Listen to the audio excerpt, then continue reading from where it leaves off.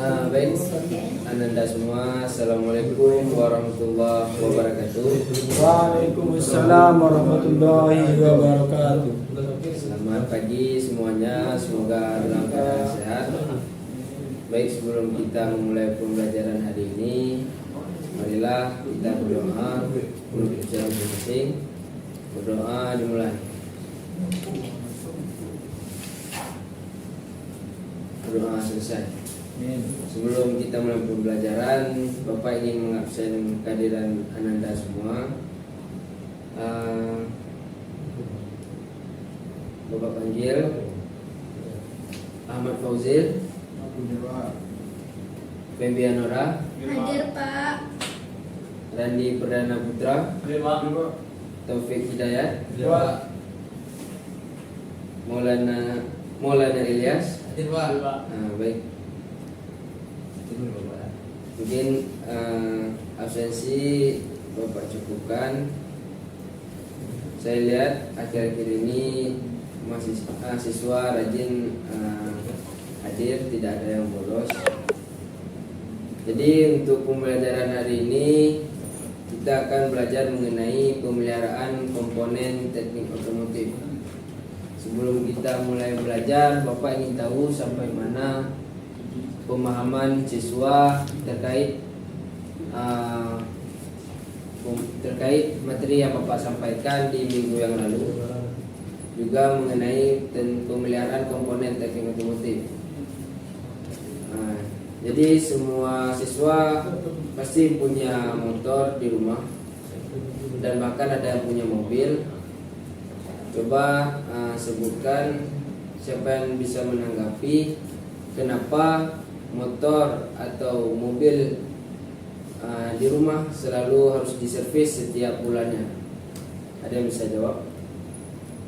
Saya Pak. Silakan. Kenapa dilakukan servis pada sepeda motor secara rutin agar lebih tahan lama Pak? Maksudnya nggak mudah rusak. Iya. Baunya. Kondisi mesinnya tetap bagus Pak. Iya Pak. Ya. Kondisi mesin tidak bagus, tidak bunyi-bunyi Pak. Baik, terima kasih jawabannya Ananda.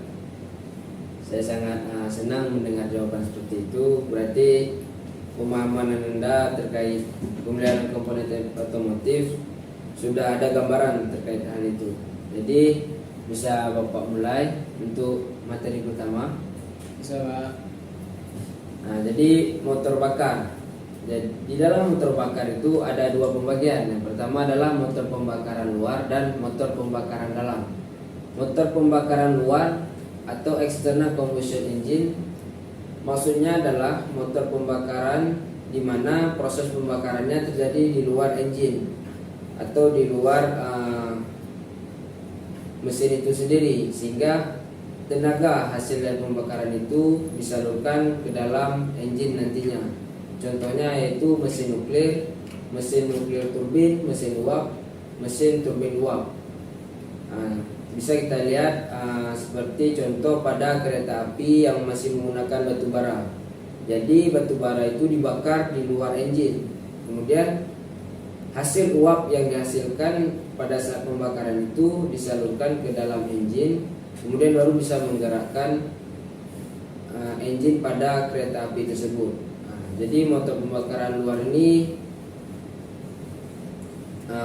kita temukan pada engine-engine besar. Namun untuk produksinya memang sudah tidak ada produksi lagi karena mengingat emisi yang sangat besar. Kemudian untuk motor pembakaran dalam atau internal combustion engine. Motor pembakaran dalam artinya ialah motor bakar di mana proses pembakarannya terjadi di dalam engine. Seperti kita lihat yaitu mesin bensin, mesin diesel, mesin gas turbin, mesin roket, mesin jet, dan mesin gas. Jadi proses pembakarannya terjadi di dalam silinder itu sendiri, sehingga hasil dari proses pembakaran itu yang akan menjadi energi mekanis di dalam proses pembakaran. Kemudian definisi motor bakar, yaitu merupakan suatu mesin yang mengubah energi kimia dari bahan bakar menjadi energi panas atau thermal. yang kemudian energi panas ini diubah menjadi tenaga gerak atau mekanik. Motor bakar sendiri dalam bahasa Inggris disebut dengan thermal engine. Nah, jadi motor bakar ini merubah energi kimia. Energi kimia ini didapat dari bahan bakar seperti solar ataupun pertalite premium. Kemudian energi kimia ini dibakar di dalam engine sehingga menjadi energi panas atau thermal. Nah, energi panas inilah yang akan dimanfaatkan menjadi tenaga gerak atau mekanik, sehingga proses pembakaran di dalam engine akan merubah tenaga itu menjadi gerak mekanik, mau itu sebagai gerak dorong ataupun gerak putar, yang bisa kita lihat pada engine-engine sehari-hari seperti pada engine motor maupun pada engine mobil kita. Kemudian di dalam proses pemeliharaan komponen, kita harus mengerti dulu bagian-bagian komponen dari motor bakar. Supaya apa? Supaya kita mampu memahami fungsi, cara kerja, dan sistem pada komponen tersebut, sehingga ketika kita menemukan suatu komponen yang tidak berjalan seperti fungsinya, maka kita bisa menganalisa apa yang rusak dari suatu engine, mengapa tidak optimal ataupun mengapa tidak berjalan sesuai biasanya. Bisa kita lihat seperti engine, apabila engine mengeluarkan suara yang bising, kita bisa tahu apa penyebabnya. Jadi sebelum kita melakukan praktik di lapangan, siswa harus lebih dulu memahami komponen-komponen utama pada motor bakar. Jadi komponen utama motor bakar itu dibagi menjadi dua. Yang pertama komponen yang tidak bergerak dan komponen yang dapat bergerak. Komponen yang tidak dapat bergerak ini seperti kepala silinder, blok silinder, dan bak oli. Nah, jadi komponen ini tidak bergerak, maksudnya komponen itu harus pada dudukan tetap, dia tidak bergerak, tetapi memiliki fungsi yang sangat fungsi yang sangat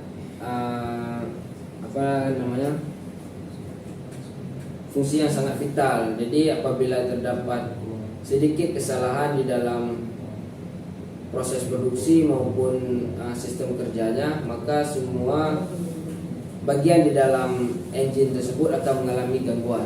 Kemudian komponen yang dapat bergerak seperti torak, mekanisme katup, poros engkol, camshaft, gigi timing, dan roda penerus.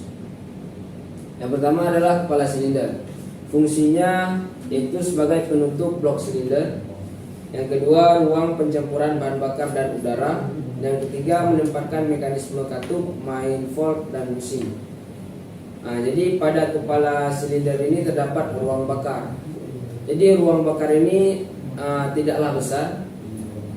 Dia ukurannya 1:4 dari silinder biasanya. Jadi udara yang di dalam silinder, udara dan bahan bakar di dalam silinder dimampatkan di dalam ruang bakar tersebut. Jadi ruang bakar inilah yang menjadi tempat terjadinya ledakan di dalam ruang silinder. Kemudian di kepala silinder juga terdapat intake system, exhaust system, dan intake manifold. Bahan pembuatan kepala silinder adalah besi tuang sehingga tahan terhadap temperatur tinggi.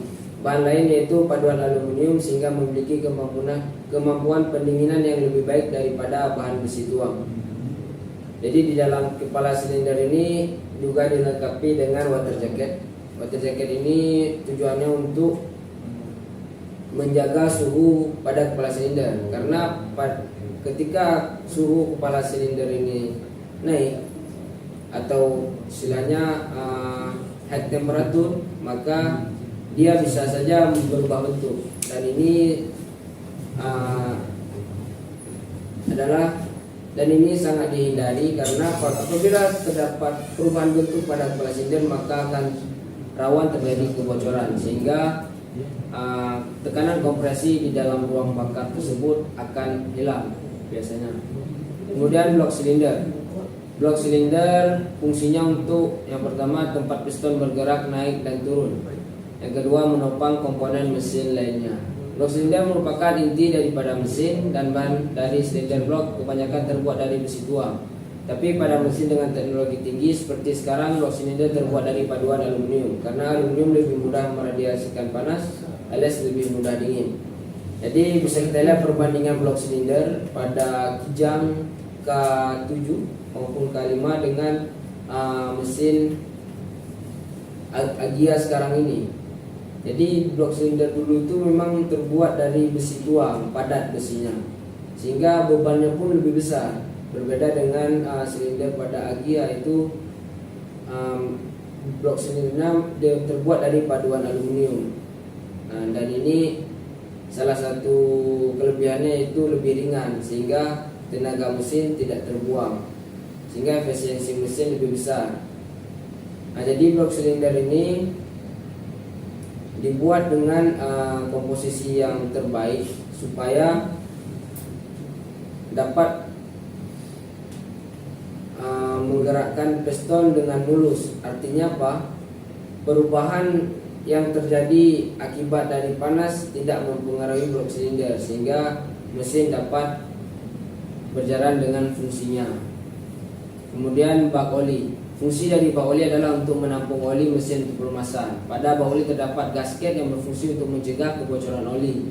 Selain itu juga ada separator yang berfungsi menjaga agar bak oli dalam keadaan rata meskipun mobil dalam keadaan miring. Jadi bak oli ini dibuat memang dengan sedemikian rupa. Dia bukan hanya untuk menampung oli, namun dikondisikan dengan kondisi mesin. Artinya apa? Posisi kendaraan tidak serta-merta dalam kondisi lurus, namun berdasarkan perjalanan biasanya kita juga menanjak atau menurun, maka posisi mobil terkadang dalam posisi miring sehingga ada komponen yaitu separator biasanya berbentuk plat. Plat inilah yang akan menjaga posisi oli tetap datar atau tetap berada di bawah sehingga oli akan terus dapat tersedot ke atas. Jadi sistemnya itu ada penyaring di bawahnya, penyaring, kemudian ada pipa untuk menyedot oli sehingga oli itu akan disemprotkan ke atas lalu kemudian akan turun ke bawah, dan seperti itu seterusnya sampai kendaraan itu dimatikan kembali. Kemudian ada komponen yang bergerak yaitu torak. Torak harus memiliki sifat tahan panas dan ringan. Berikut fungsi torak dan kelengkapannya. Yang pertama adalah fungsinya menerima tekanan gas hasil pembakaran. Jadi torak harus mampu menerima tekanan gas hasil pembakaran. Terdapat beberapa kelengkapan torak. Yang pertama adalah celah torak. Celah torak berfungsi mencegah macetnya torak saat beroperasi dan meningkatkan kemampuan mesin. Jadi torak dengan silinder head itu dengan bor silinder atau ruang silinder itu harus memiliki celah. Biasanya celah torak itu sekitar 0,45 mm. Nah, itu bisa kita ukur menggunakan filler gauge. Kemudian ada pegas torak. Pegas torak berfungsi untuk mencegah kebocoran gas, mencegah oli masuk ke ruang bakar dan memindahkan panas dari piston ke dinding silinder. Jadi di dalam ruang bakar itu tidak boleh ada oli yang masuk. Pada saat ada oli yang masuk, maka hasil pembuangan akan berasap. Nah, itulah kenapa gas pada saat mobil berasap itu biasanya pegas torak yang mengalami masalah. Apakah pegas toraknya patah ataupun memang sudah aus istilahnya. Yang selanjutnya adalah pegas pengontrol oli. Pegas pengontrol oli ini biasanya berada pada urutan ketiga, fungsinya untuk menyapu oli. Jadi oli yang pada ruang silinder itu disapu oleh pegas pengontrol oli. Kenapa? Karena untuk yang pertama ialah untuk melumasi dinding silinder pada saat dilumasi, oli itu harus tidak boleh berada di atas piston, namun oli itu disapu sampai ke posisi piston ketiga saja. Jadi oli itu tidak sampai ke atas piston, sehingga oli yang pada dinding silinder itu disapu oleh pegas pengontrol oli. Kemudian ada celah ujung pegas, fungsinya agar saat terjadi pemuaian ring tidak bengkok. Nah, jadi celah ujung pegas ini perlu diperhatikan oleh mekanik. Jadi pada saat sebelum memasang pegas piston ke ruang silinder, itu mekanik harus terlebih dahulu mengukur celahnya. Jadi celahnya berkisar antara 0,15 sampai 0,30 mm. Nah, jadi itu adalah celah ring yang standar. Pada saat celah ring kita ukur kurang dari 0,15, kita bisa melakukan modifikasi, yaitu dengan mengikir ujungnya. Kemudian ada pena torak, fungsinya untuk menghubungkan torak dengan batang torak melalui lubang busing. Kemudian ada batang torak, fungsinya untuk menghubungkan torak dengan crankshaft dan meneruskan tenaga dorong torak. Nah, jadi batang torak ini biasa kalau orang bengkel bilangnya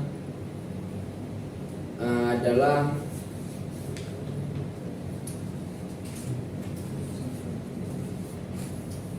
kemudian ada mekanisme katup. Mekanisme katup adalah sebuah rangkaian mekanis yang tersistematis untuk membuka saluran intake di saat piston berada pada fase sap dan membuka saluran exhaust ketika posisi piston berada pada fase buang.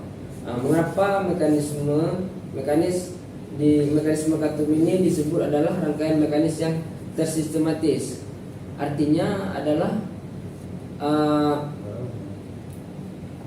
langkah bukaan dan tutup pada sistem mekanisme katup ini sudah terhitung. Artinya apa?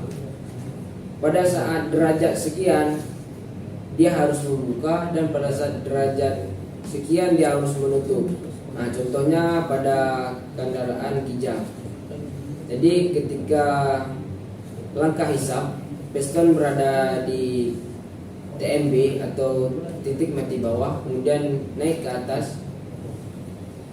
Mohon maaf, saya ulangi. Ketika langkah hisap, piston berada pada TMA atau titik mati atas, kemudian bergerak ke bawah ke TMB, maka pada derajat 15 derajat posisi piston di TMA, baru kemudian intake pada mekanisme katup ini membuka.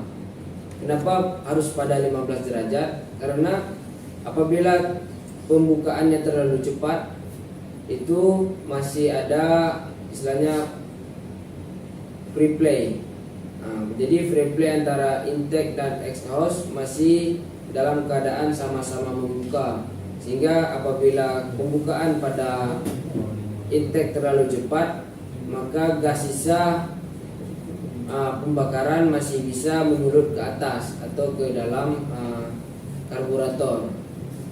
Seperti itu. Jadi komponen mekanisme katup yang pertama ada crankshaft sprocket gear, crankshaft sprocket gear, timing belt, timing chain, camshaft, valve lifter, push rod, dan rocker arm. Kemudian ada poros engkol, fungsinya untuk merubah gerak naik turun menjadi gerak putar, dan yang kedua meneruskan gaya putar menuju flywheel dan selanjutnya ke sistem pemindah tenaga. Bahan yang digunakan untuk membuat poros engkol yaitu baja karbon tinggi. Pada poros engkol dilengkapi bantalan poros engkol yang berfungsi untuk mencegah kehausan dan mengurangi gesekan pada poros engkol. Kemudian ada camshaft. Camshaft fungsinya untuk yang pertama adalah pengatur klep sesuai fairing order. Fairing ordernya adalah titik pengapian. Kemudian ada pemutar poros distributor. Yang ketiga tempat position sensor. Yang keempat adalah menggerakkan fuel pump. Dan kelima adalah menggerakkan pompa vakum. Jadi camshaft ini memiliki 5 fungsi. Jadi kerjanya memang sangat berat. Namun untuk camshaft model terbaru, yaitu pada engine yang menggunakan sistem EV, nah itu sekarang untuk menggerakkan fuel pump itu tidak digerakkan oleh camshaft lagi, namun full pump digerakkan oleh listrik sekarang. Jadi ada electronic full pump.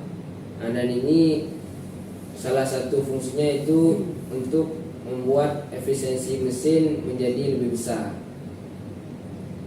Nah, kemudian ada roda penerus atau flywheel. Fungsi dari roda penerus atau yang dikenal dengan flywheel itu yang pertama adalah menyimpan dan menyalurkan energi putar yang dibuat mesin. Yang kedua adalah menyamakan perputaran mesin. Yang ketiga, tempat memasang piranti kopling mobil. Yang kelima adalah tempat untuk memutar mesin pertama kalinya dengan starter motor. Jadi ini adalah flywheelnya. Jadi flywheel ini akan membuat kelembaman momen istilahnya.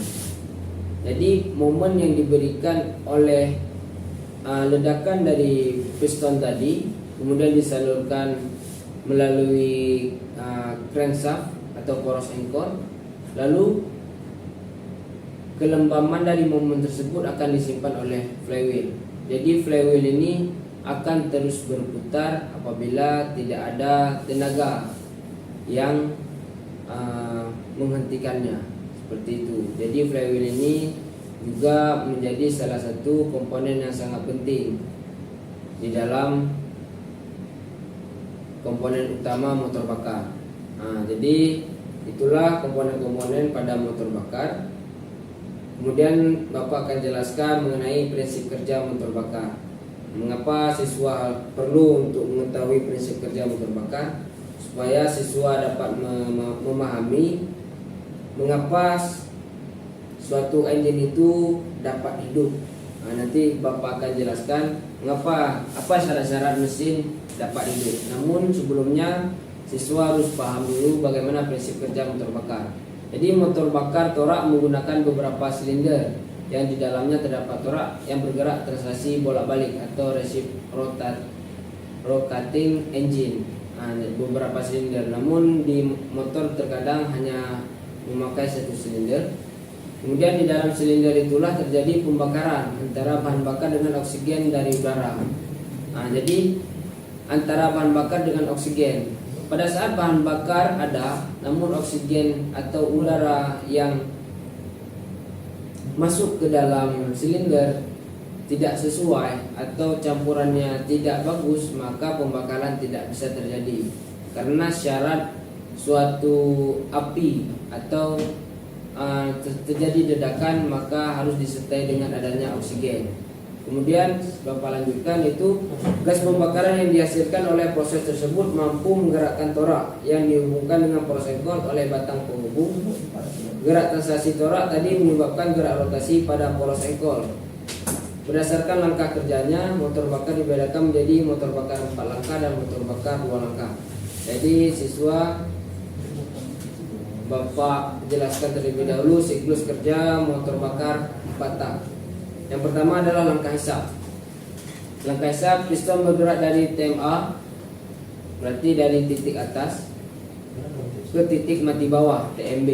Langkah hisap adalah langkah pemasukan campuran bahan bakar udara dengan udara dari karburator ke dalam silinder.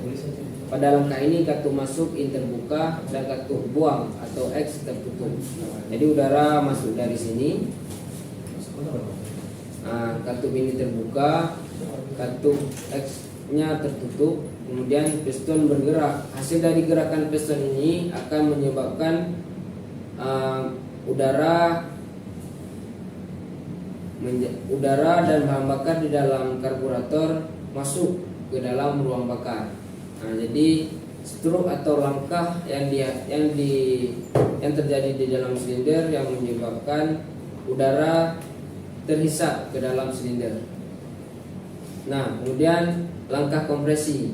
Piston bergerak dari TMB ke TMA, dari posisi bawah menuju ke posisi atas. Kabut udara dan bensin yang telah masuk pada langkah hisap ditekan oleh piston dengan tekanan yang sangat tinggi. Jadi pada saat piston hampir mencapai TMA, busi mengeluarkan bunga api. Api merambat ke seluruh campuran udara dan bensin sehingga semua terbakar habis. Akhir pembakaran terjadi pada saat langkah usaha. Katup in dan X pada saat langkah ini semua tertutup. Jadi kedua katup tertutup, kemudian piston bergerak dari bawah ke atas. Pada saat katup kedua tertutup, maka tidak ada celah untuk campuran udara dan bahan bakar ini, sehingga udara dan bahan bakar dimanfaatkan di dalam ini, di dalam ruang bakar. Ketika dimanfaatkan, maka pada suhu tinggi, di sini dijelaskan bahwa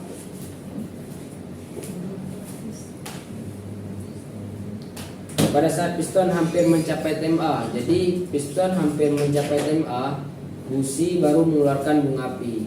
Kenapa hal ini dilakukan?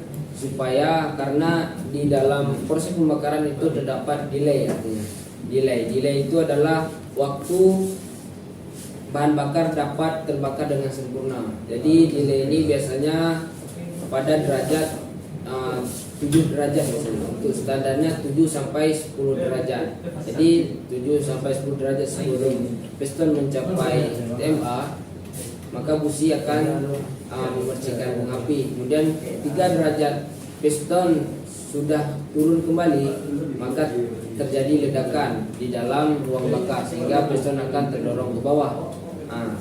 Pada saat piston terdorong ke bawah ini, maka terjadi langkah selanjutnya, yaitu langkah usaha atau ekspansi. Setelah terjadi pembakaran, tekanan gas hasil pembakaran sangat besar sehingga piston terdorong dari TMA ke TMB. Katup in dan X tertutup rapat agar tidak terjadi kebocoran tenaga. Tenaga yang dihasilkan pada saat langkah usaha ini yang digunakan untuk menggerakkan mobil. Lalu ada langkah buang. Piston bergerak dari TMB ke TMA, katup X terbuka sehingga gas sisa pembakaran yang bertekanan tinggi keluar dengan sendirinya. Langkah piston ke TMA membantu pengeluaran gas sisa pembakaran. Jadi pada saat langkah buang itu piston bergerak dari bawah ke atas, dari TMB ke TMA. Hasil dari gerakan ini akan mendorong gas sisa pembakaran menuju ke atas atau melalui exhaust, sehingga hasil gas sisa hasil pembakaran ini yang berupa karbon, CO2, gas dan gas-gas adiktif lainnya akan terbuang ke udara. Nah itu jadi untuk di dalam proses pembakaran ini, pada saat pembakarannya sempurna, maka gas sisa hasil pembakarannya juga akan lebih baik. Artinya apa? Emisi gas buangnya bisa lebih ditekankan. Jadi mungkin itu adalah siklus kerja motor bakar 4 tak. Kemudian dari penjelasan Bapak tadi, apakah ada dari siswa yang masih ragu atau ada pertanyaan dari siswa? Bapak persilakan. Ada tidak? Tidak ada, Pak. Mungkin tidak ada pertanyaan dari siswa. Bapak rasa semua sudah paham. Nanti kita akan melakukan praktik untuk pemeliharaan komponen pada otomotif. Siswa dapat memahami pada saat nanti ada praktek engine susah hidup, maka siswa dapat mengerti bagian-bagian apa saja, komponen-komponen apa saja yang harus dicek dan diperbaiki untuk mengatasi masalah tersebut. Mungkin sudah banyak penjelasan dari Bapak. Nanti di rumah siswa Bapak beri tugas untuk mencari dan memahami kondisi-kondisi pada busi pada sepeda motor. Silakan siswa cari, minggu depan Bapak akan tanya mengenai materi itu, sejauh mana pemahaman siswa terkait kondisi-kondisi busi dan apa pengaruhnya pada engine, baik itu pada sepeda motor maupun pada mobil. Mungkin sekian penjelasan dari Bapak, mengingat waktu pun sudah habis. Bapak akhiri. Assalamualaikum warahmatullahi wabarakatuh. Waalaikumsalam.